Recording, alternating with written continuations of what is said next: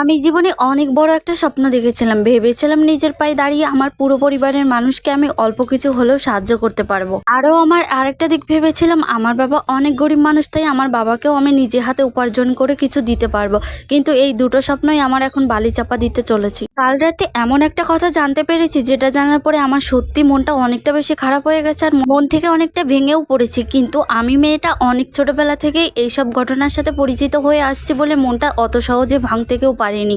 তাই এখনো পর্যন্ত শক্ত হয়ে এই ভয়েস ওভারটাও করতে পারতেছি। আমি আজ থেকে 4-5 মাস আগে একটা ভিডিও আপলোড করেছিলাম, সেখানে সামান্য একটুখানি কথাতে আমার একটু উল্টোপাল্টা হয়ে গেছিলো বলে ফেসবুক থেকে আমাকে একটা ইস্যু ধরিয়ে দিয়েছে। কথায় আছে, যদি তোমার কপালে যদি ভালো জিনিস লেখা না থাকে তাহলে হাজার চেষ্টা করলেও তুমি সেই ভালো জিনিসটা কখনো পাবে না।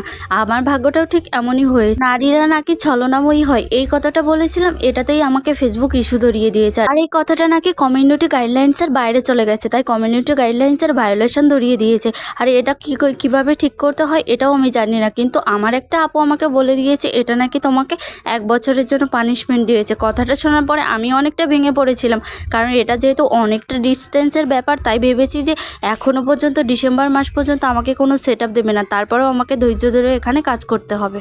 তবে কথাটা শুনে অনেকটা ভেঙে পড়লেও এখন আবার অনেকটা বেশি সাহস হয়ে গেছে, কারণ আমি ভেবেছি যে আমার এত কষ্টের পেজ আমি এত তাড়াতাড়ি কখনো হাতছাড়া হতে দেবো না। কমসে কম 7 মাস পরে তো আমি অন্তত সেট আপটা পাবো। আমি যে দীর্ঘদিন এতদিন ধরে এখানে কাজ করতেছি, এতদিনের কষ্টটা আমি সামান্য এই কয়েকদিনের জন্য কখনো বৃথা হতে দেবো না। তবে তোমাদের মধ্যে যদি কেউ জেনে থাকো কমিউনিটি গাইডলাইন্সের এই ভায়োলেশনটা আমি কিভাবে রিমুভ করবো, তাহলে অবশ্যই আমাকে একটু বলে দিও। তাহলে আমার একটু অনেকটা হেল্প হবে তোমাদের এই সামান্য একটু কাজের মাধ্যমে। আমি জীবনে কোনো কিছুই একবারে পেয়ে যাই না, আমাকে সমস্ত কিছু করার জন্য অনেকটা বেশি পরিশ্রম করতে হয়, লাস্টে গিয়ে সেই জিনিসটা আমি পাই। আর আমার ক্ষেত্রে ফেসবুকের ব্যাপারটাও ঠিক এরকমই হয়েছে। 4 মাসে গিয়ে ভাইরাল হয়েছি এবং আমার এখন বর্তমানেও পেজেও কিন্তু 5 থেকে 6 লাখ মতো ভিউ রানিং চলতেছে।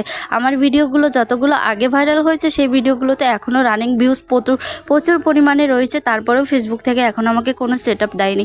এর আগে অবশ্য ইনস্ট্রিমে যে সেট আপটা ছিল সেটা দিয়েছিল, কিন্তু সেটাও এখন তো আর নেই, আর ওটা বলেও কোনো লাভ নেই। তবে ফেসবুক থেকেও যে কেন এরকম করছে জানি না।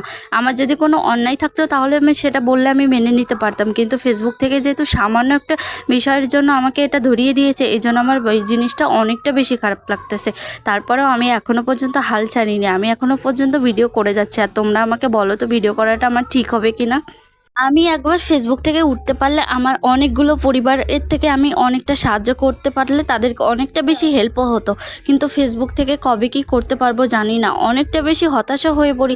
তারপরে আবার নিজে থেকে নিজেই উঠে দাঁড়াই যে এই মানুষগুলোকে সবাইকে আমাকে ভালো রাখতে হবে। তবে এই জিনিসটা আমি কবে করতে পারবো আমি জানি না। তোমরা একটু আশীর্বাদ করো তো যেন তাড়াতাড়ি সব ঠিক হয়।